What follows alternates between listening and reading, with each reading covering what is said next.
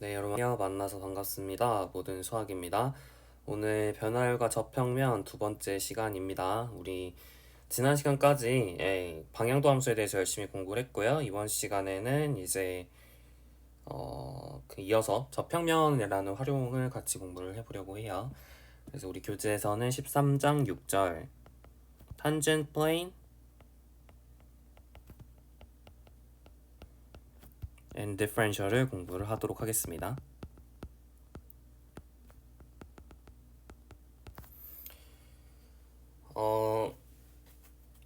네, 우리 이제 저평면을 구해보도록 할 텐데 저평면이라고 하면 이렇게 공면이 있으면 그 공면의 어떤 점에서 접하는 저평면을 찾고 싶은 거예요. 이렇게 접하는 평면을 찾고 싶은 건데요.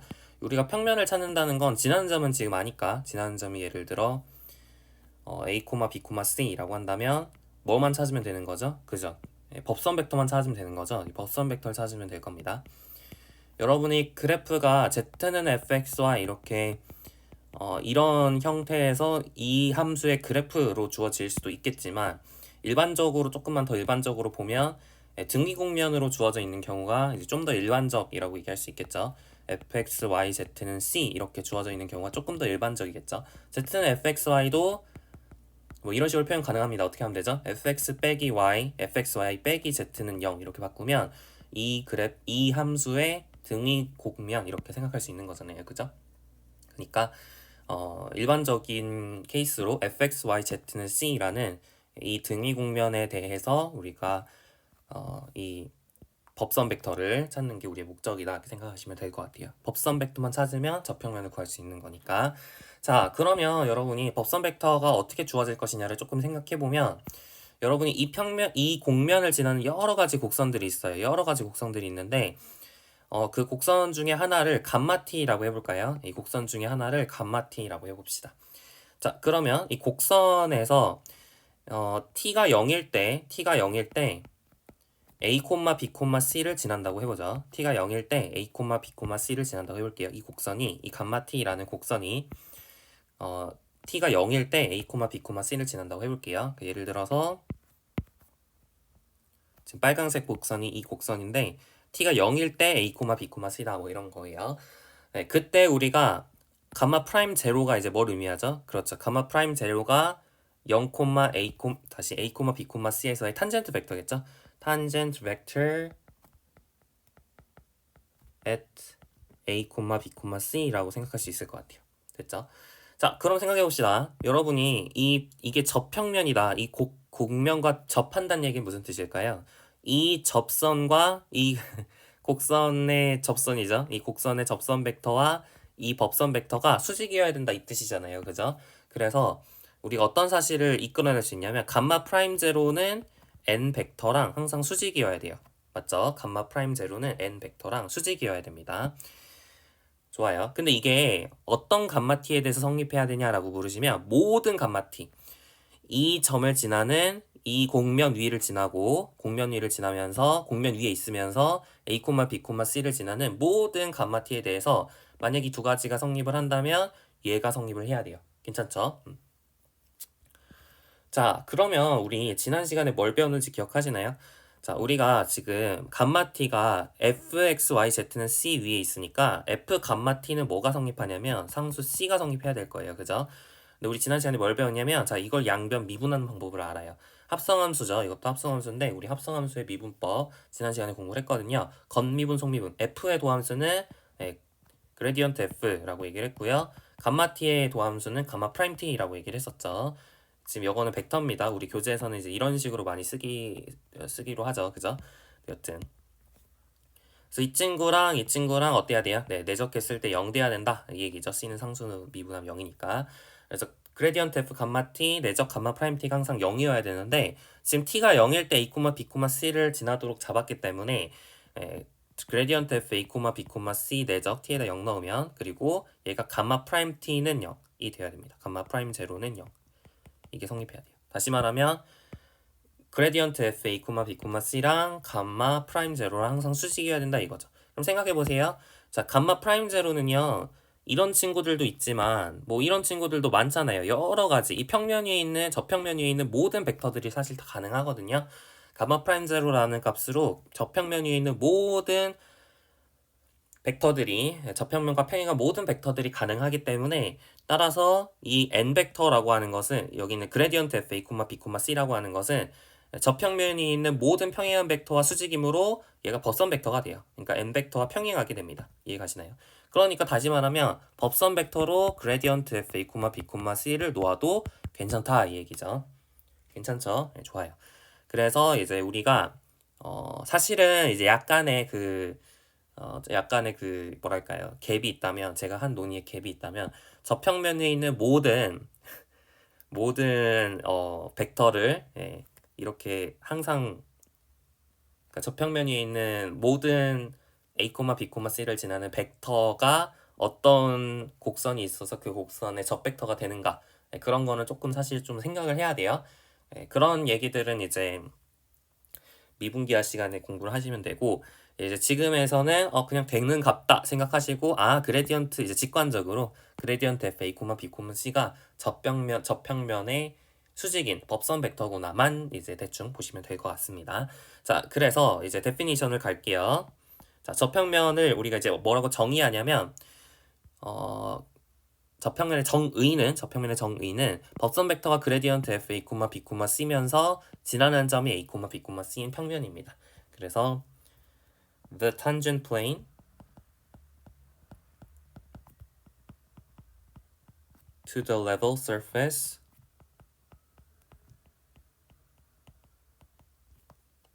f, x, y, z는 c of a differentiable function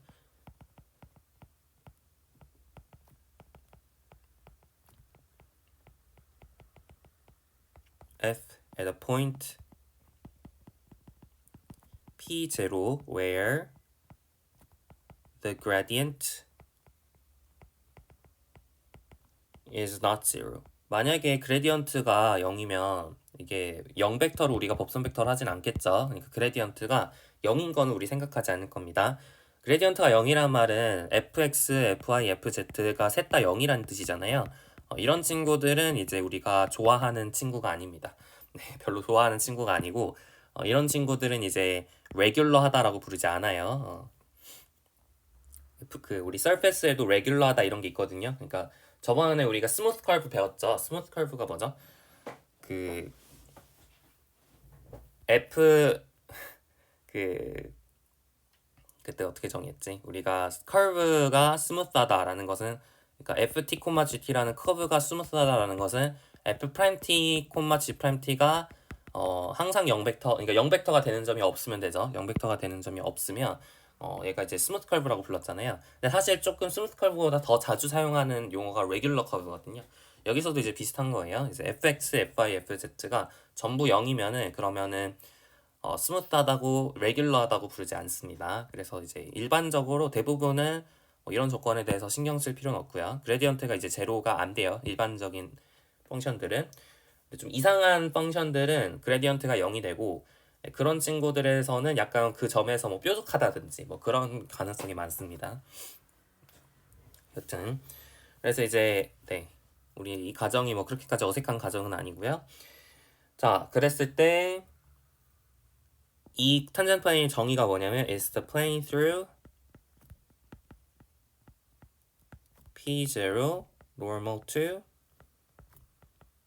gradient f P0가 되겠습니다. 이게 탄젠트 플레인의 정의고요. 네. 뭔 얘기인지 알겠죠? 이게 노멀 벡터고 그레디언트가 노멀 벡터 지난 점 P0 이렇게 설정한 게 탄젠트 플레인이다 이 뜻입니다. normal line도 정의를 할 수 있는데 of the surface 법선이라는 건 뭘까요? 그죠? 그레디언트랑 평행하면서 P0를 지나는 직선이 되겠죠? 방향 벡터가 그레디언트면서 지난 점 P0인 그런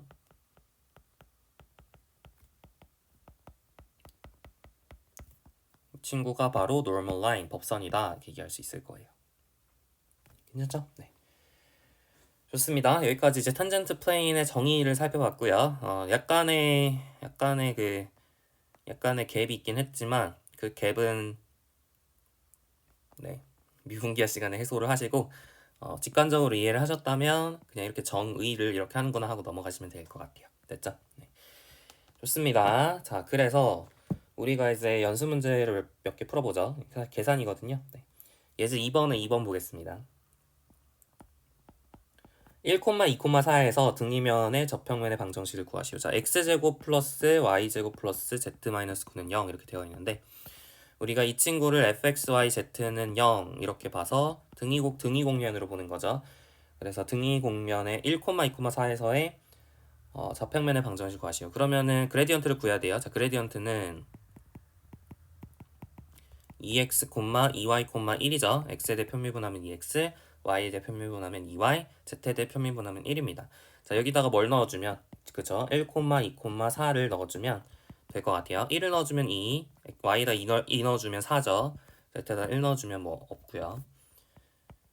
이렇게 되는데 이 친구가 법선 벡터가 된다 이 뜻이죠. 이 친구가 법선 벡터고 따라서 지나는 점, 자 2x 플러스 4y 플러스 z 적어주시고 지나는 점이 뭐죠? 그쵸. 1, 2, 4니까 1, 2, 4를 넣었을 때 성립해야 돼요. 그 말은 2 더하기 8 더하기 4다. 이 얘기니까 14가 오른쪽에 있으면 되겠네요. 그래서 이 친구가 바로 저평면의 방정식 이렇게 찾을 수 있는 거죠. 괜찮죠? 좋습니다. 자, 유제 2-1번 볼게요. 원점에서의 공면 z는 x 코사인 y 마이너스 y 2x제곱에 저평면의 방정식을 구하세요. 그렇게 되어 있어요. 원점에서. 이 원점 지나는지 볼까요? 원점 지나나요? 0 넣으면 0 되니까 그죠? 원점 지나네요. 자, 이것에 이제 저평면의 방정식을 구하고 싶은데 우리가 등위공면으로 만들면 된다 그랬죠. 그래서 x 코사인 y 마이너스 y 2x제곱 마이너스 z는 0 이렇게 고치고 이 친구를 fx, y, z라 놓고 이제 편미분을 하시면 될 것 같아요. 자, fx를 계산을 하시면 코사인 y x에 대해 편미분하고 있어요. 마이너스 y 2x제곱이 되겠죠. y에 대해 편미분하면 마이너스 x 사인 y 마이너스 2x제곱 이렇게 되겠고요. z에 대해 편미분하면 마이너스 1이죠.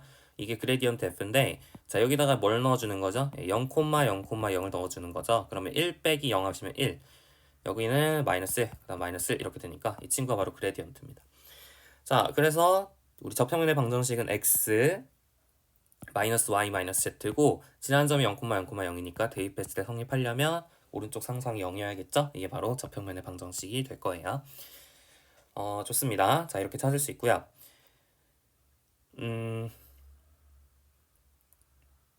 혹시 그러니까 이거 착각하시면 안 돼요. 그레디언트는 저번 시간에도 얘기를 하긴 했는데 이 그레디언트는 뭐 이 친구가 제일 빨리 커지는 방향 아니에요? 이렇게 생각할 수 있는데 그게 아니라고 했죠. 이 친구는 fxyz가 0으로 고정되어 있는 상황이기 때문에 이 벡터는 뭐 f가 빨리 커지게 하고 느리게 커지게 하고 그런 게 아니라 fxyz가 고정되어 있을 때 그 0,0,0에서의 법선 벡터다 그렇게 그냥 해석을 하셔야 돼요. 그러니까 지난 시간에 배운 가장 빨리 변하게 하는 방향하고는 큰 관련이 없습니다.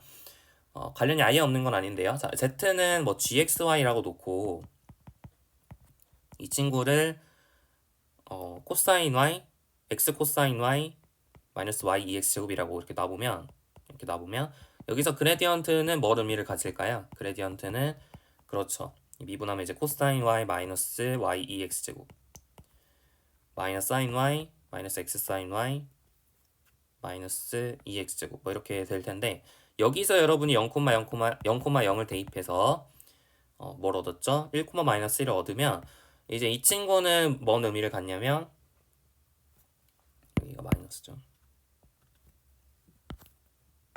이 친구는 뭘 의미를 갖냐면 1, 마이너스 1로 변할 때 g가 제일 많이 변한다 이런 의미는 가질 수 있죠. 그러니까 아예 뭐 관계가 없는 건 아닌데 그냥 상황 자체가 다르다는 걸 좀 인지를 하셔야 돼요. 아시겠죠?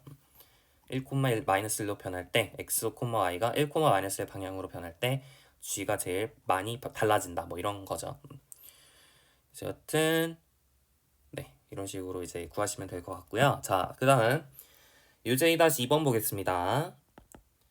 두 공면 x제곱 플러스 y제곱 마이너스 2는 0, x 플러스 z 마이너스 4는 0이 있어요. 이것의 교선을 2라고 할 때 이 위의 점 1,1,3에서의 접선의 방정식을 구하세요 이렇게 되어 있어요. 교선이니까 곡선이잖아요. 곡선. 공면 두 개를 겹치면 곡선이 되죠. 그 곡선에 1,1,3에서의 접선의 방정식을 구해보세요. 지금 이런 뜻입니다.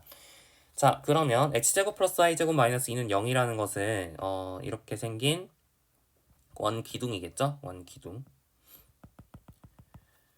그죠? x축, y축, z축고 x제곱 플러스 y제곱 마이너스 2는 0이라고 하는 게 이제 이렇게 생긴 원기둥이죠. 그 이유는 z값에 관계없이 이제 z는 0일 때 1이 되고 z는 1일 때도 똑같이 생긴 원 뭐 이런 거니까 반지름의 길이가 루트 2인 원기둥 모양이 될 거예요. 그리고 끝은 없겠죠. 이렇게 쭉 이어질 겁니다. 쭉 이어지는 원기둥 모양이고요. 그리고 x 플러스 z 마이너스 4는 0이란 건 평면이죠. 네, 평면이고요. 네. y값에 관계없이 약간 이런 식으로 네, 이렇게 약간 y는 변화 없이 그러니까 이런 직선들이 다 y축에 평행한 거죠. 네, 이런 꼭 그 평면이 될 겁니다. 그래서 여러분이 이렇게 평면과 원기둥을 자르게 되면 약간 이런 모양의 타원이 나올 것 같아요. 정확하게 제가 그리진 않았는데 이런 모양 타원이 나오겠죠. 그래서 여기 미에 지금 1,1,3이란 점이 있고 이 점에서의 접선의 방정식을 구하세요. 이게 목표입니다.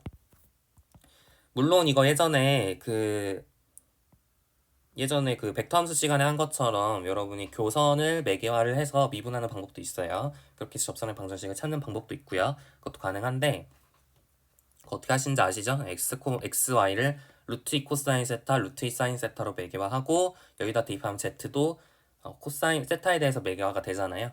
그러면 이제 어떻게 하면 되죠? 1,1,3이 세타가 몇일 때 대응되는지 보고 그거를 이제 그 곡선을 여러분이 세타에 대해서 미분하시면 그 접선 벡터가 나오잖아요. 네, 그렇게 하시는 방법이 있죠. 그것도 가능은 한데 우리가 이제 지금 배운 우리가 그 그레디언트를 좀 활용을 해보자고요. 자, 이 점에서 1,1,3이라는 이 점에서 우리가 이 원기둥의 법선 벡터를 찾을 수 있어요. 어떻게 하면 찾을 수 있죠? 그레디언트를 구하면 찾을 수 있죠. 얘의 그레디언트가 뭔가요? 2x, 2y, 0이죠. 여기다가 1, 1, 3을 넣어주면 다시 말하면 2, 2, 0이 그레디언트 벡터가 됩니다. 그래서 이제 이 점에서 원기둥의 법선 벡터로 1, 1, 0을 찾을 수 있어요. 2, 2, 0하고 1, 1, 0이 평행하니까 그죠? 좋아요. 그래서 이 친구가 원기둥의 법선 벡터가 됩니다. 자, 근데 평면의 법선 벡터도 바로 나오죠. 이거 평면의 법선 벡터 뭔가요? 1, 1, 0이죠. 1, 0, 1이죠. 1, 0, 1이 이 점에서의 이 평면의 법선 벡터가 되겠습니다. 그죠? 이 점에서 평면의 법선 벡터는 1, 0, 1이에요. 자, 근데 여러분 이 타원의 접선 벡터는 이 평면의 법선 벡터와 원기둥의 법선 벡터와 수직이어야 되겠죠. 아까도 얘기했던 것처럼 곡면 위에 있는 모든 곡선의 접선 벡터는 그 곡면의 법선 벡터와 수직이다 뭐 이렇게 얘기했잖아요. 그죠? 따라서 여러분이 찾고 싶은 x 벡터는 x 벡터라지 말고 찾고 싶은 t 벡터는 1, 0,1하고도 수직이고 1, 1, 0하고도 수직이니까 외적하면 네, 접선 벡터가 나오는 거겠죠. 네. 크기는 중요하지 않으니까 뭐 방향도 중요하지 않고 네. 그러니까 제 말은 이제 크기는 별로 안 중요하고 그 다음에 뭐 풀마도 별로 안 중요하죠. 그러니까 어떻게 외적을 하든 간에 상관없습니다. 이것만 계산을 하시면 되는 거고요. 얘를 뭐 여러분이 이제 IJK 101 하셔도 되긴 하는데 그렇게 계산해도 되긴 하는데 자, 이 친구는 I 플러스 K 외적 I 플러스 J잖아요. 자, I랑 외적하면 0이고 I랑 J랑 외적하면 K죠. K랑 I랑 외적하면 J고 K랑 J랑 외적하면 I거든요. 마이너스 사인. 그죠? 그래서 마이너스 1, 1, 이렇게 나옵니다. 됐죠? 그래서 이게 접선 벡터고 우리가 구하고자 하는 교선 2의 접선 벡터고 접선 벡터 찾고 지나는 점 아니까 네, 접선의 방정식을 찾을 수 있겠죠. 지나는 점이 1, 1, 3이니까 x-1, y-1, z-3 이렇게 적어주고 그 다음에 접선 벡터 마이너스 1, 1이니까 마이너스 1, 1, 1 이렇게 적어주면 얘가 3개가 같다. 이게 바로 네, 접선의 방정식이다. 찾을 수 있겠네요. 좋습니다. 유제 2-2번 했고요. 자, 다음 유제 2-3번 볼게요. y2의 x제곱 마이너스 z2의 y제곱은 z의 p 0,0,1에서의 법선의 방정식을 구하세요. 이렇게 되어 있어요. 자, 법선의 방정식을 구하기 위해서는 그레디언트 벡터 찾아야겠죠. 그레디언트 벡터가 법선 벡터니까 이 법선 벡터랑 평행한 직선이 바로 법선이잖아요. 그죠? 그래서 그레디언트를 찾아봅시다. 이 친구를 fxyz라고 뒀을 때 등위 곡선이 되죠. 물론 z를 넘겨야 됩니다. 마이너스 z는 0 이렇게 넘겨줄게요. 넘겨줬을 때 이 친구의 이제 그레디언트 벡터가 법선 벡터입니다. 자, 그레디언트 벡터를 찾아보죠. x에 대해서 편미분하면 y 2의 x제곱, y에 대해서 편미분하면 2x제곱 마이너스 2yz의 2의 y의 제곱 이렇게 되나요? 맞죠? z에 대해 편미분하면 앞에 건 사라지고 뒤에 거 마이너스 2의 y제곱에 마이너스 1 이렇게 정리가 되겠네요. 여기다가 001을 넣어주면 끝납니다. 맞죠? 001을 넣어주면 법선 벡터가 되는 거예요. 001. 자, 그러면은 y에다 0 넣으니까 0 나오죠. x에다 0, y에다 0 넣으면 1인가요? 1 나오죠. 그 다음 여기다가 y에다 0 넣으면 마이너스 2인가요? 네, 이렇게 정리가 되겠습니다. 됐고요. 자, 그러면은 이제 우리가 이게 법선의 방정식이죠. 법선 벡터죠. 그러면 지난점 0,1이고 이게 방향 벡터가 되는 거니까 x 빼기 0, y 빼기 0, z 빼기 1 이렇게 적어주고 그거를 0, 1, 마이너스 1로 나눠주면 될 것 같은데 0으로 나눌 수는 없잖아요. 그죠? 그러면은 이렇게 하시면 안 되고 자, 어떻게 하셔야 돼요? 네, 이렇게 쓰고 0으로 나눠주는 친구는 그냥 x는 0 이렇게 쓰면 된다 그랬죠. 이거 기억나시나요? 이렇게 쓰면 이게 이제 정답인데요. 네, 혹시 왜 그런지 헷갈릴까봐 얘기를 해드리면 유도하는 과정이 어땠냐면 이렇게 방향 벡터가 지난 점이 0,0,1이고 그 다음에 지금 방향 벡터가 0,0,1로 주어져 있죠. 2위의 점 x, y, z를 잡았을 때 어떤 게 성립을 해야 되냐면 방향 벡터가 0,1, 마이너스 2죠. 그죠? 그랬을 때 어떤 게 성립해야 되냐면 여기서 여기 뺀 게 0,1, 마이너스 2랑 평행해야 돼요. 그러니까 x는 항상 0이어야 되는 거죠. 0,1, 마이너스 2랑 평행하려면 x는 항상 0이어야 되고 그리고 y를 1로 나눠준 거랑 z-1을 마이너스 2로 나눠준 게 같아야겠죠. 이제 비율이 똑같아야 되니까. 그래서 이런 식이 나오고 이렇게 기억을 하셔야 돼요. 이렇게 0이 되는 거는 분모에 0 적을 수 없으니까 x-0 나누기 0 이렇게 적는 게 아니라 그냥 x는 0 이렇게 적으면 된다는 거죠. x는 0 이렇게 적으면 된다. 원역인지 가시겠죠? 네, 좋아요. 여기까지 해가지고 법선의 방정식까지 찾는 거 여기까지 얘기를 해봤습니다. 자, 그러면 우리가 이제 다음으로 얘기해야 되는 게 있는데 우리 선형화 미분 시간에 했던 거를 다시 한번 떠올려 볼까요? 우리 이제 선형화 미분이라는 걸 우리 미적분학 1에서 공부를 했는데요. 그때 이제 우리가 곡선 y는 fx가 있었을 때 여러분 a, b라는 점에서 y는 fx 대신에 뭘로 근사를 하는 걸 열심히 공부를 했었냐면 이렇게 접선으로 근사를 하는 걸 열심히 배웠었죠. 접선으로 근사하는 거. 그래서 우리가 이렇게 접선으로 근사하는 그 방식, 이거를 접선의 방정식을 LX라고 했을 때 fx를 LX로 근사하는 거, y는 LX라고 했을 때 fx를 LX로 근사하는 것을 선형화 이렇게 부른다고 했죠. linearization 이렇게 부른다고 얘기를 했는데요. 이제 비슷한 걸 해보려고 합니다. 마찬가지로 곡면이 있었을 때, 곡면이 이렇게 있었을 때 그 곡면이 있는 점 A, B, C에 대해서 여러분이 저평면으로 근사를 하는 거죠. 그래서 z는 fxy라는 그래프가 주어져 있었을 때 이것의 이제 저평면을 여러분이 만약에 z는 lxy라고 쓸 수 있다면, 그죠? z를 어떻게 하면 될까요? 저평면이 있으면은 여러분이 저평면을 이렇게 열심히 찾았으면 z 빼고 z를 이렇게 넘겨주고 나머지 이렇게 써주면 되겠죠. z는 lxy 이렇게 써줬을 때 여러분이 lxy랑 fxy라는 친구를 근사를 시켜버리는 것, 이것을 뭐라고 하냐면 선형화라고 합니다. linearization 이렇게 불러요.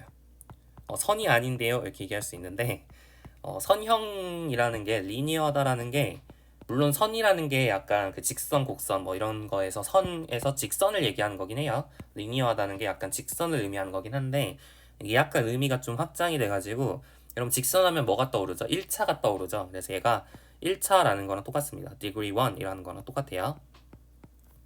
그래서 여러분이 이제 평면도 보시면 1차잖아요. 그래서 평면도 여러분이 평면으로 근사를 하는 것도 선형 근사라고 부릅니다. 그래서 fxy를 이렇게 저평면으로 근사를 하는 것을 linearization이라고 부르는데요. 구체적으로 lxy가 어떻게 나올 것 같나요? 여러분이 z는 fxy를 넘겨줘서 fxy 빼기 z는 0 이렇게 바꾸고 이 친구를 gxyz를 했을 때 그레디언트가 어떻게 나오죠? 그레디언트 gxyz는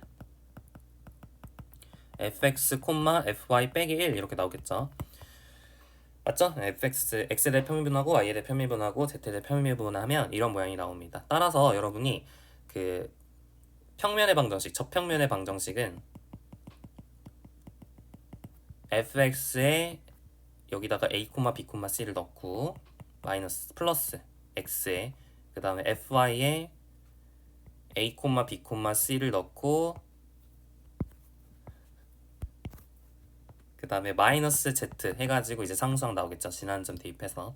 자, 그러면은 여러분이 z는 뭐라고 쓸 수 있는 거예요? z 이걸 넘겨주면 이건 지금 네모는 상수니까 넘겨주면 이게 마이너스 네모는 z 이렇게 나오는 거잖아요. 그죠?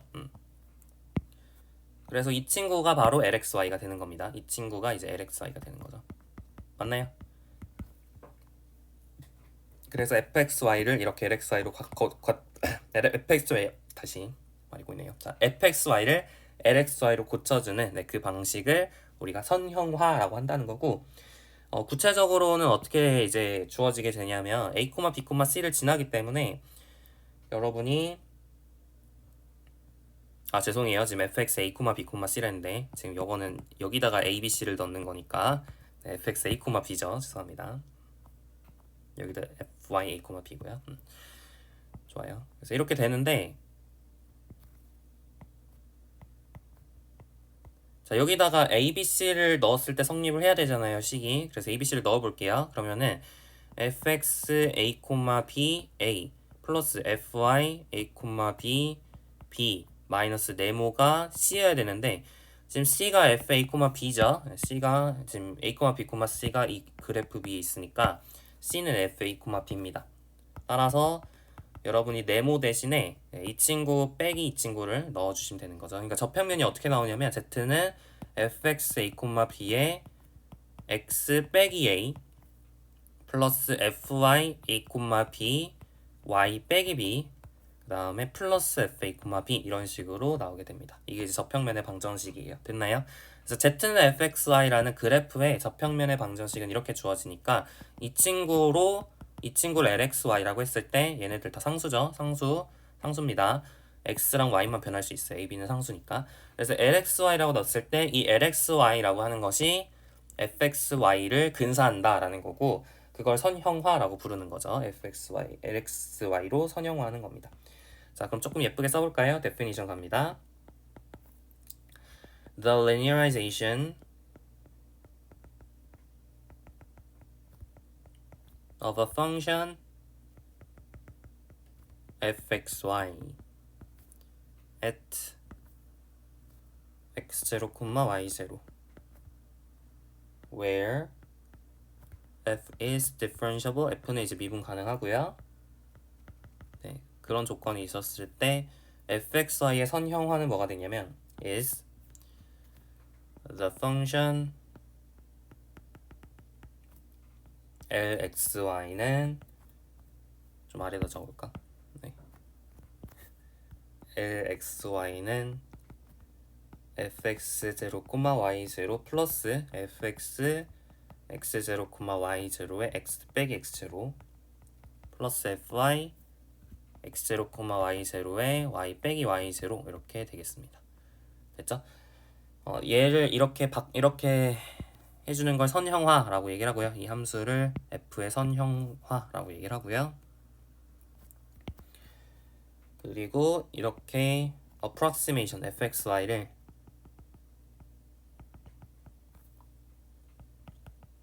lxy로 근사하는 것을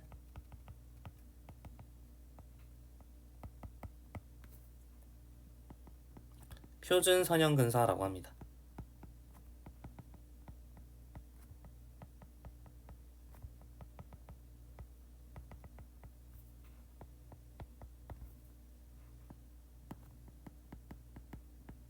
됐죠? 이렇게 정리가 되고요. 표준 선형 근사라고 부릅니다. 크게 어렵진 않죠. 네, 그래서 네, 그냥 잘 기억을 하시면 되는 거고요. 좋습니다. 뭐 당연히 이제 다음에 해야 되는 것은 여러분이 이렇게 선형화를 하게 되면 뭐가 나오죠? 선형화를 하게 되면 이제 미분이 나왔죠. 그래서 여러분이 미분이라는 df라는 이 친구 기억나시나요? 그때 선형화 미분 시간에 어떻게 공부를 했냐면 df라는 이 친구가 델타 f랑 비슷하다라고 이제 우리가 만들었죠. df를 델타 f랑 비슷하다라고 만들어서 그 비슷하다라고 할 수 있는 근거로 리니어 어프록시메이션을 들었었어요. 그죠? 여튼 이제 그 다음에 할 차례는 이건데 그거 하기 전에 몇 개 문제 풀어보고 그 내용으로 넘어가도록 할게요. 한 가지만 더 얘기를 하면 이 친구는요. 이 친구는 당연히 이 선형 근사는 A, B 근처에서 잘 작동을 하겠죠. A, B 근처에서. 그러니까 이렇게 근사를 할 때 fxy를 lxy로 근사할 때 이게 A, B, x0, y0에서 지금 근사를 하는 거기 때문에 x0, y0에서 멀어지면 그럼 이 근사가 통하지 않겠죠. 그죠? 멀어지면 조금 이제 그 오차 값이 커지겠죠. 그래서 여러분이 오차의 한계를 계산할 수 있는 그 방식이 우리 교재에 주어져 있어요. 그래서 어떻게 주어져 있냐면 소개를 먼저 할게요. 증명은 우리 테일러 급수 공부를 하고 할 거거든요. 다변수 함수, 이변수 함수의 테일러 급수를 공부를 하고 그거 한 다음에 증명을 하긴 할 건데 일단 소개만 하고 문제도 있긴 하지만 여튼 소개는 미리 할게요. 증명은 그때로 넘기고 오차가 어느 정도 되냐 이것을 이제 얘기해 줄 수 있는 theorem이 있는데요. Suppose that f has continuous first and second partial derivatives. 1계도 함수, 2계도 함수들이 다 연속인 거죠. 1계도 함수가 어떤 친구들이죠? fx, fy. 2계도 함수가 어떤 친구들이죠? fxx, fxy, fyy 뭐 이런 친구들이죠. 연속이니까 fxy랑 fyx랑 같고요. 자, 하여튼 그랬을 때 얘네들이 어디서 정의가 되어 있냐? Throughout an open set containing a rectangle are centered at x0, y0. 네, x0, y0를 중심으로 하는 어떤 직사각형을 포함하는 열린 집합에서 정의가 되어 있다고 합니다. 자, m을 이제 upper bound라고 할게요. Let n be an upper bound 상계 for 절대값 fxx, 절대값 fxy, 절대값 fyx on R. 그러니까 뭐냐면 R에서는 절대값 fxx 뭐 이런 친구들이 다 n보다 작거나 같다는 거죠. 그게 상계의 정의고요. 자, 그랬을 때 뭐가 성립하냐면 then EXY, 오차죠? 네, 오차의 절대값. 다시 말하면 FXY 빼기 LXY의 절대값은 뭐보다 작거나 같냐면 2분의 1m의 절대값 x-x0 플러스 절대값 y-y0의 제곱보다 작거나 같습니다. 13장 9절에서 증명을 할 거라 그냥 스테이트먼트만 보시면 지금 어떤 것을 우리가 관찰할 수 있나요? 이 오차라고 하는 게 x랑 y가 x0, y0라 가까우면 가까울수록 이제 EXY가 줄어든다라는 사실을 알 수가 있죠. X가 X0랑 비슷하면 비슷할수록 Y가 Y0랑 비슷하면 비슷할수록 오차가 0으로 간다라는 사실을 관찰하시면 되겠습니다. 네, 그 정도만 얘기를 할게요. M이라고 하는 건 상수니까 그냥 F에 의존하는 상수죠. fxx, fxy, fyx가 그 R이라는 값에서 얼마나 커질 수 있냐 뭐 그런 거고 뭐 존재성은 금방 압니다. 왜 그렇죠? R이 이제 직사각형에 닫혀 있기 때문에 사실 여러분이 그 6개인 닫힌 집합에서는 6개라는 말 닫혔다는 말 다 아시죠? bounded면서 closed인 그런 집합에서는 f가 항상 최대값 최소값을 가지게 되어 있습니다. 최대 최소 정리라고 하는 개념인데 우리가 그 일변수 함수 y는 fx도 마찬가지로 닫힌 구간에서 연속이면 최대 최소가 생기잖아요. 근데 지금 fxx, fxy, fyx가 지금 연속이죠. 그게 지금 우리가 닫힌 구간에 대응되는 게 이제 6개인 닫힌 집합이거든요. 그래서 R이 6개인 닫힌 집합이죠. 직사각형이라 하면 이게 무한히 뻗어나가지 않고 그리고 닫혀 있죠. 닫혀 있는 걸 생각을 하는 겁니다. 6개인 닫힌 집합이기 때문에 항상 최대값이 존재하기 때문에 이 m의 어퍼 바운드의 존재성은 뭐 금방 알 수 있거든요. 그래서 하여튼 m은 항상 존재하게 되고 뭐 이런 논의를 항상 전개할 수 있게 됩니다. 이런 가정 하에서는 괜찮죠? 좋아요. 저희까지 살펴봤고요. 네, 그럼 바로 한번 몇 가지 연습 문제를 풀어보도록 하겠습니다. 예제 3번 볼게요. 자, fxy는 x제곱 마이너스 xy 플러스 2분의 1 y제곱 플러스 3을 3,2에서 선형화하시오 그랬어요. 그러면은 여러분이 네, 그레디언트를 찾는다고 생각하셔도 되고요. 이 친구가 그레디언트를 찾겠다 생각하셔도 되고 아니면 그냥 fx, fy를 구하겠다 이렇게 생각하셔도 됩니다. fx는 어떻게 주어지나요? 그죠? 2x 마이너스 y가 되겠죠. x에 대해 편미분하면 그 다음 y에 대해 편미분하면요. 그죠? 마이너스 x 플러스 y 이렇게 주어지겠네요. 그럼 여기다가 3,2를 넣어주면 뭐가 나오냐면 x에다 3, y에다 2 넣어주면 4 나오죠. 여기다 x에다 3, y에다 2 넣어주면 마이너스 1 이렇게 나오네요. 따라서 여러분이 LXI는 어떤 식으로 나오냐면 자 보세요. 4 곱하기 x 마이너스 지나는 점 3, 그 다음 마이너스 1 곱하기 y 빼기 지나는 점 2 이렇게 적어주고 마지막에 더하기 뭐 해주면 되냐면 3,2를 넣었을 때 함수값을 넣어주면 됩니다. 그래서 여기다가 3, 2를 넣어주면 9 빼기 6 더하기 2 더하기 3이니까 이렇게 이게 3이죠. 6 더하기 2는 8이죠. 그래서 이런 식으로 이제 LXI가 나오고요. 그래서 좀만 정리를 예쁘게 해주면 4x 빼기 y 마이너스 12 플러스 2 플러스 8이니까 마이너스 2가 나오겠네요. 그죠? 그래서 결국 구하고자 하는 fxy 값은 fxy를 lxy, fxy의 3,2에서의 선형화는 이 친구다. 이렇게 정리하시면 되겠죠. 뭔 얘기인지 가시죠? 네, 그래서 3,2 근처에서는 이거랑 값이 상당히 비슷하다 이런 얘기예요. 좋아요. 자, 다음 유제 3번 보겠습니다. 실제 온도가 T가 온도고요. 그 다음에 풍속이 V라고 주어져 있을 때 체감 온도 W가 다음과 같이 주어진대요. W가 13.13 플러스 0.625T 마이너스 11.36의 V의 0.16제곱 플러스 0.396T의 V의 0.16제곱 이렇게 주어진다고 합니다. 이랬을 때 이 W가 V랑 T에 대한 함수인데 이 친구를 40,-10에서 선형화를 하세요 이렇게 되어 있어요. 그죠? 40,-10에서 선형화하시오. 그래서 이거를 그대로 이제 넣어주는 거는 이제 계산하기가 좀 싫으니까 선형화를 시키고 싶다 뭐 이런 거겠죠. 자, 그리고 선형화의 장점은 뭐냐면 이 선형화를 시키게 되면 이 3,2에서 대략 x가 예를 들어 1만큼 증가하면 함수값이 대략 4만큼 증가한다는 게 금방 보이잖아요. 그죠? x가 1만큼 증가하면 함수값은 4만큼 변하고 y가 1만큼 증가하면 함수값이 대략 마이너스 1만큼 증가한다. 다시 말해 1만큼 감소한다 라는 것을 이제 금방 확인할 수 있죠. 그런 점에서도 선형화가 유용합니다. 대략 이제 x가 얼만큼 증가하면 함수값이 얼만큼 변하는지를 금방 확인할 수 있으니까 그런 장점이 또 있죠. 선형화의 장점이 있습니다. 자, 여튼 w를 40,-10에서 선형화를 하고 싶어요.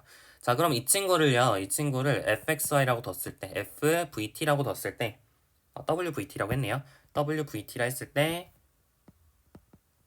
wv하고 wt를 찾아야겠죠. 그리고 40-10을 넣어야 됩니다. 자, V에 대해 편미분하시면 0.16 앞으로 튀어나오죠. 그래서 마이너스 11.36 곱하기 0.16 V에 마이너스 0.84 이렇게 되나요? 플러스 0.396 곱하기 0.16 T의 V에 마이너스 0.84 이렇게 되고요. 그 다음에 T에 대해 편미분하면 이제 예층고를 T에 대해 편미분하면 0.625 그 다음에 플러스 0.396에 V에 0.16제곱 이렇게 나오겠죠. 네, 이제 여기다가 40하고 마이너스 10을 넣으면 됩니다. 제가 계산해서 올게요. 네, 계산을 해보시면 이렇게 됩니다. 이제 40하고 마이너스 10을 V에다가 40, T에다가 마이너스 10을 넣으면 이렇게 나와요. 마이너스 0.110573 1.33604 계산기에 돌려보세요. 그러면은 이제 리니어라이제이션을 하면은 이제 WV V 그죠? 그 다음에 1.33604T 그죠? 그리고 마이너스 이제 2.9449가 나옵니다. 얘는 어디서 얻는 거죠? 그죠? W 얘가 뭐가 같도록 W 40, 마이너스 10이랑 같도록 여기다가 40, 여기다 마이너스 10을 대입했을 때 성립하도록 하는 상수가 이제 마이너스 2.9449 정도 된다는 거죠. 네, 이런 식으로 구할 수 있습니다. 그러면 사실 이제 이렇게 바꾸게 되면 어떤 게 좋은 거죠? 얘를 이렇게 바꾸면은 이 상태에서는 우리가 이제 대략 V가 얼만큼 증가할 때 그러니까 V가 1만큼 예를 들어 40에서 41도로 오르면 체감 온도가 어떻게 변하는지 알기가 어렵죠. 이 상태에서는. 근데 이제 이렇게 우리 리니어라이제이션을 하게 되면 V가 40에서 41km 죄송해요.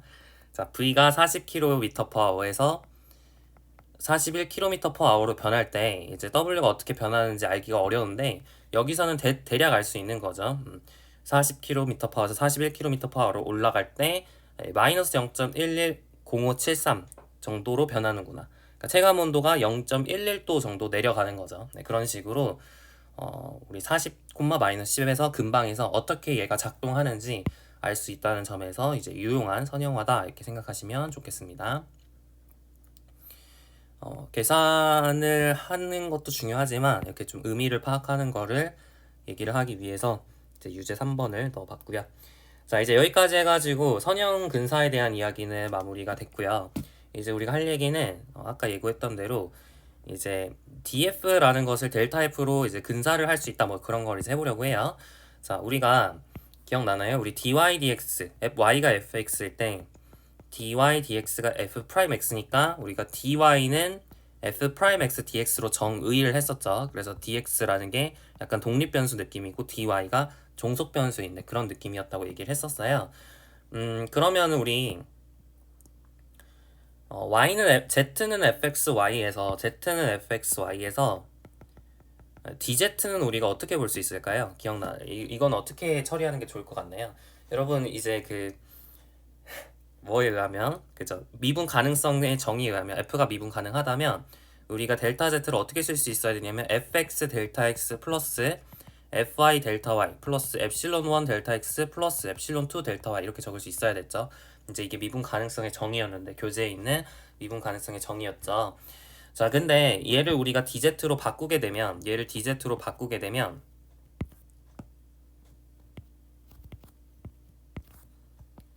아주 델타 z가 dz가 된다는 건 이 델타 x가 dx 델타 y가 dy 이렇게 비슷해지는 거고 그때 델타 x dx가 비슷하다는 건 이 친구가 약간 날아가는 느낌이니까 우리가 dz라는 것을 뭐로 정의하는 게 괜찮은 것 같냐면 그러니까 여러분 dz라 쓰는 건 굉장히 작다는 얘기죠. dx라 쓰는 건 굉장히 작다. dy라 쓰는 건 굉장히 작다. 뭐 이런 의미예요. 그래서 델타 x 델타 y가 0으로 간다고 볼 수 있겠죠.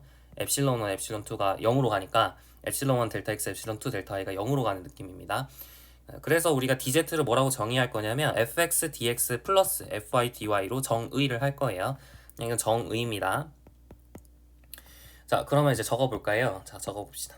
definition 갈게요. df는 fxx 일단 그렇게 쓸까? 자, 잠시만. 자, let fxy be a differentiable function 이라고 얘기를 할게요.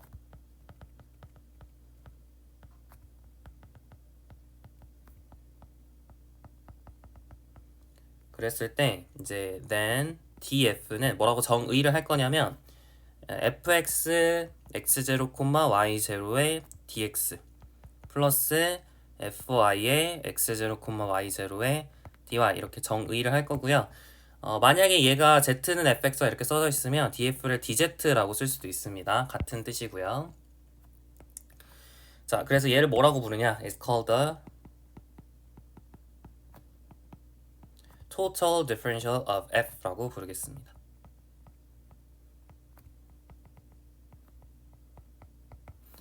네, 이렇게 부르도록 할게요. 여기서 dx는 독립변수, 분홍색으로 칠한 dx, dy는 아무거나 될 수 있는 독립변수고요. df는 종속변수 이렇게 생각하면 될 것 같아요. 괜찮죠? 네, 이렇게 정의를 하는 겁니다. dx랑 dy는 아무거나 될 수 있다라고 생각을 하는 거죠. 자, 그러면 우리가 이제 뭘 할 거냐면 여러분이 그 선형근사를 이제 할 거예요. 이제 선형근사를 통해서 df가 왜 델타 f랑 비슷해지는지를 보도록 할 텐데 우리 이제 그 선형근사가 뭐죠? 선형근사. 그러니까 fxy라는 게 fxy라는 친구를 뭐로 근사할 수 있다는 게 선형근사죠. 그래서 fx의 x0, y0 x-x0 플러스 fy의 x0 fy의 x0, y0의 y-y0 플러스 fx0, y0 이렇게 쓸 수 있다는 게 선형근사죠. 선형근사에 의하면 이렇게 쓸 수가 있는데 자, 근데 fx, y 빼기 fx0, y0가 이제 f의 변화량이죠. 그러니까 델타 f라고 쓸 수 있을 겁니다. 이 친구가 이제 델타 f예요. 그래서 델타 f를 얘로 쓸 수 있다. 이게 바로 linear approximation이 하는 얘기예요. 자, 근데 이 친구가 뭐냐면 델타 x고요. 이 친구가 뭐냐면 델타 y죠. y 빼기 y0가 델타 y입니다. 자, 그러면은 델타 x, dx랑 dy는 아무거나 된다고 했으니까 dx에다가 델타 x를 넣고 dy에다가 델타 y를 넣으면 즉 얘를 우리가 이렇게 쓰면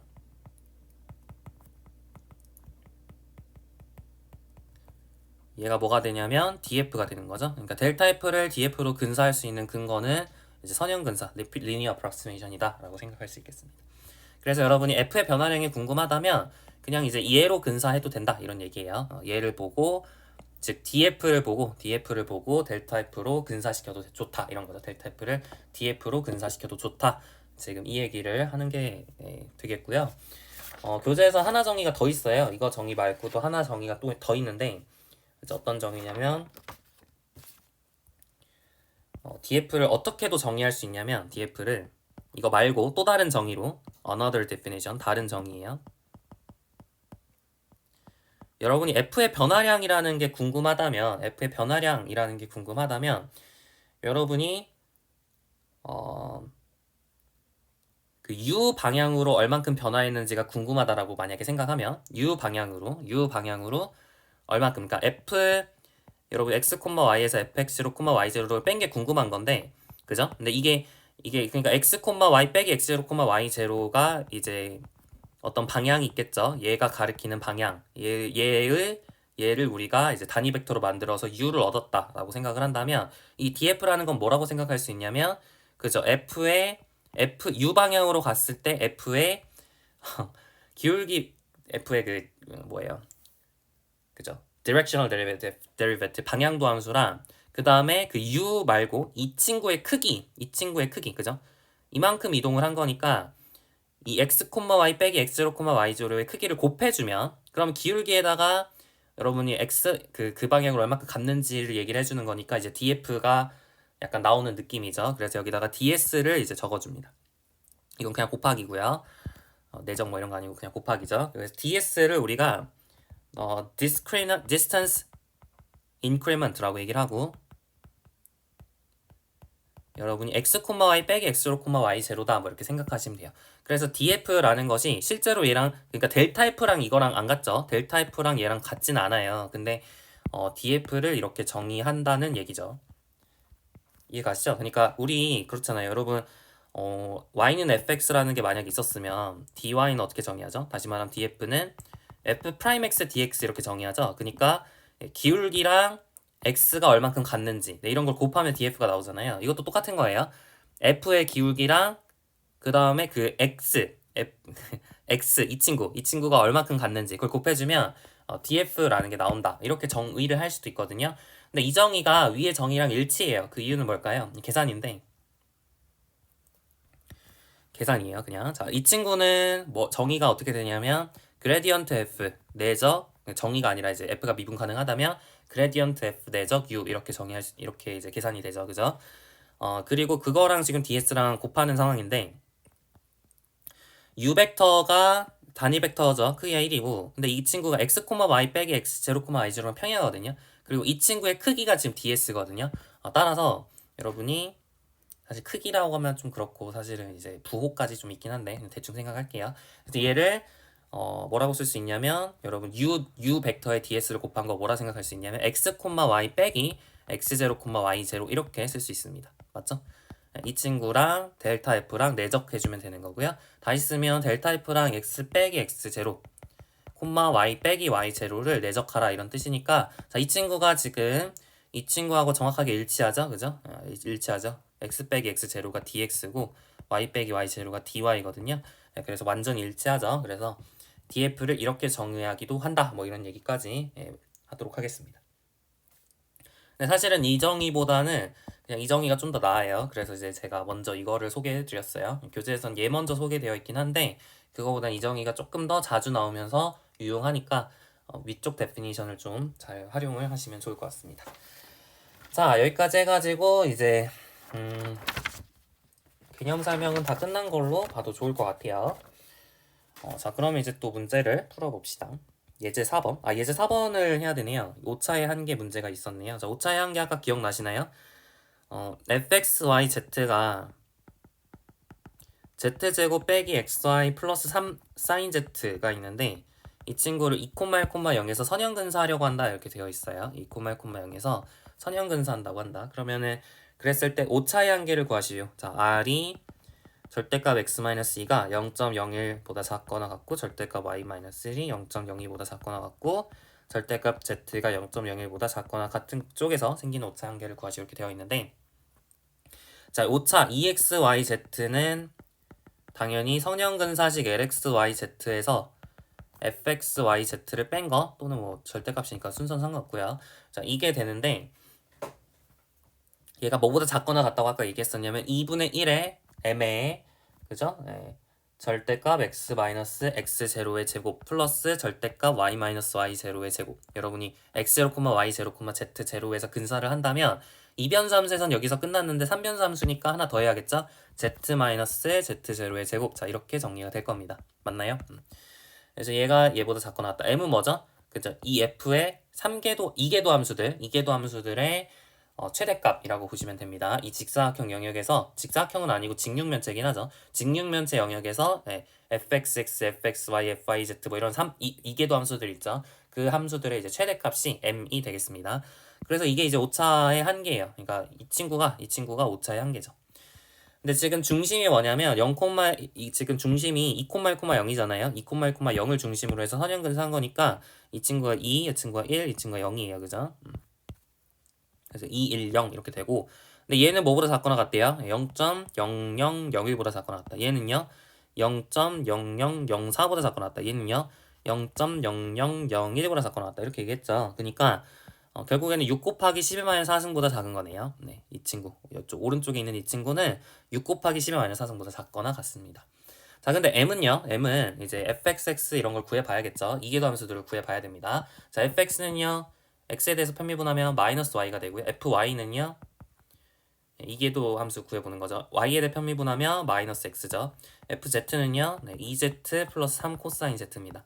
자, 한 번 더 미분할 거예요. 자, fxx는요 0이고요.yy는 뭐죠? 0이죠. fzz는요 2 마이너스 3 사인 z 이렇게 되네요. 그 다음에 fxy는 뭐죠? 마이너스 1이고요. fyx도 마이너스 1이겠죠. 할 필요 없고 fxz는 x를 z에 미분하면 0이죠. fyz는 0이죠. 그래서 얘네들이 이제 이계도 함수들인데 이 친구들의 최대값이 얼마일까요? 여기 마이너스 1 하나 있고 여기 5까지 가능하죠. 그러니까 절대값의 최대값은 5입니다. 따라서 m에다가 5를 이렇게 집어넣을 수 있어요. 그래서 2분의 1 곱하기 5 곱하기 6의 마이너스 10의 4승보다 작거나 같아져서 얼마보다 작거나 같죠? 30 넣어주면 2분의 3, 1.5 곱하기 10의 마이너스 3승보다 작거나 같다. 그래서 오차의 한계는 즉 fxyz를 그냥 여러분이 선형근사 했을 때 선형근사 한다면 구체적으로 어떻게 나올까요? 2,1,0에서 선형근사를 하고 싶으면 여러분 여기다 210을 넣어주면 어떻게 돼요? 210 x에다 2 넣어주면 마이너스 2 y에다 1 넣어주면 마이너스 1 z에다 0 넣어주면 3이잖아요. 그래서 구체적으로 선형근사식은 마이너스 x 마이너스 2y 플러스 3z 그 다음에 210을 대입했을 때 함수값이 같아야 돼요. 자 210을 넣어보세요. 그러면은 0 빼기 2 플러스 0이니까 이제 210을 넣었을 때 마이너스 2가 나와야 돼. 여기다 210 넣으면 뭐가 나오죠? 여기다 210 넣으면 마이너스 2 플러스 0이잖아요. 그러면 마이너스 2가 나오려면 더하기 1을 해주면 되겠죠. 그래서 이렇게 우리 선형근사가 되는데 이 친구로 근사를 한다면 얘로 계산을 했을 때 실제 함수값과 이 근사값 사이의 오차는 1.5 곱하기 10의 마이너스 3승보다 작거나 같다는 겁니다. 이 R 영역에서는. 괜찮죠? 좋아요. 자, 오늘 유제 4번까지만 하고 다음 시간에 예제 5번부터 할게요. 자, 유제 4번입니다. 자, fxy는 2x제곱 코사인 y를 0,0에서 선형근사하려고 한다. 영역 절대값 x가 0.1보다 작거나 같고 절대값 y가 0.1보다 작거나 같은 이 영역에서 생기는 오차의 한계를 구하시오 그랬어요. 오차의 한계는 어떻게 주어지냐면 2분의 1의 m의 절대값 지금 0,0이 중심이니까 절대값 x제곱 플러스 절대값 y제곱 자 이거보다 작거나 같은 거죠. 자 근데 얘가 0.01보다 작거나 같고 얘가 0.01보다 작거나 같으니까 2분의 1 곱하기 0.02보다 작거나 같은 거죠. 이거 곱하기 m보다 작거나 같은 건데 자 m에다가 뭘 넣을 수 있는지 확인을 하려면 우리 이계도 함수들을 구해야 됩니다. 자 fx는 뭐죠? 2x제곱의 코사인 y fy는 뭐죠? 마이너스 2x제곱의 사인 y 자 한 번 더 미분해 줄게요. 자 fxx는 2x제곱의 코사인 y fxy는 뭘까요? 마이너스 2x제곱의 사인 y죠. 그 다음에 fyy는 마이너스 2x제곱의 코사인 y예요. 자 그러면 이 영역에서 얘네들의 최대값을 찾고 싶어요. 최대값이라고 할 필요도 없어. 최대값을 꼭 찾는 게 아니라 그냥 얘네들은 적어도 뭐보다 작거나 같다 그것만 확인하면 돼요. 그러니까 이거 절대값 취한 거 다시 말하면 2x제곱 절대값 코사인 y 2x제곱 절대값 사인 y 2x제곱 절대값 코사인 y 그냥 똑같죠. 그러니까 이 친구들이 적어도 뭐보다 작거나 같겠느냐 그러니까 얘 뭐보다 작거나 같다고 얘기할 수 있겠느냐 그것만 찾으면 됩니다. 최대값을 찾을 필요는 없어요. 그죠? 자 그러면 지금 보시면 y는 어쨌든 간에 이 친구는 다 1보다 작거나 같은 거잖아요. 그러니까 y가 뭐든 간에 어쨌든 간에 얘는 1보다 작거나 같은 거니까 얘는 2x제곱보다 작거나 같고요. 이 두 개의 친구들은 2x제곱보다 작거나 같고 절대값 x가 0.1보다 작기 때문에 얘는 이게 0.1제곱보다 작거나 같겠죠. 맞나요? 그래서 m 대신에 뭘 집어넣을 수 있냐면 2의 0.1제곱을 집어넣을 수 있어요. 답은 여러 개일 수 있습니다. 이거 말고 좀 더 좋은 걸 찾으셔도 되고 좀 더 큰 걸 찾으셔도 돼요. 여튼 이제 논리 과정은 있어야겠죠. 왜 2의 0.1 제곱보다 작거나 같은지 뭐 그런 설명들은 필요할 겁니다. 근데 여튼 이게 바로 여기 적은 얘가 바로 오차의 한계다. 즉 2의 0.01제곱 곱하기 10의 마이너스 2승 이 친구가 바로 오차의 한계다. 이렇게 찾을 수가 있겠습니다. 괜찮죠? 네 여기까지 해봤습니다. 다음 시간에 우리 제가 약간 순서를 잘못해가지고 DF를 먼저 설명하긴 했는데 이제 DF 그 전미분이죠. Total Differential 전미분이라거든요. 토탈 디퍼런셜에 대한 문제들 다음 시간에 이어서 풀어보도록 할게요. 네, 수고하셨고 다음 시간에 보겠습니다.